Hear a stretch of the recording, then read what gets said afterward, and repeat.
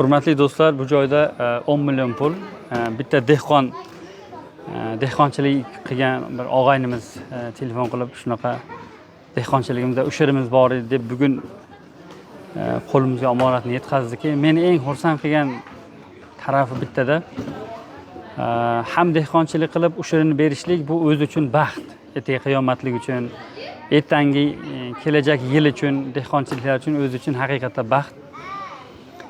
Shu sizni ko'rayotgan videolaringizni maroq bilan tomosha qilamanki, haqiqiy joyga yetib boryapti, haqiqiy muhtojlarga, haqiqiy qiynalayotgan, juda ham og'ir ahvoldagi uylarga boryapsizki, o'sha borayotgan, yangi borayotgan uylaringizga bu omonatni bering, men xursand bo'laman shunda dedi. Azizlarim, asosan bu videomiz shu dehqonchilik bilan, usher berishlik bilan shug'ullanadigan dehqon aka-ukalarimizga aytamizki, siz dehqonchiligingizdan bu yil usherni beravering, bu yildan keyin ishaning. Siz dehqonchiligingiz yaxshi bo'lishligiga, betalofat bo'lishligiga Robbim kafil. Bu narsaga eskidan kitoblarimizda kelgan. Yana bir narsani sizlarga aytib o'tadigan bo'lsam, aynan bizga olib kelib berishingiz shart emas. Dehqonchiligingizdan ushingizni chiqaring, qarindosh urug'ingizgamida, yetim bolalargami, xullas qiynalayotgan oilalarga olib borib bering. Shunda inshaalloh sizning dehqonchiligingiz yaxshi bo'ladi.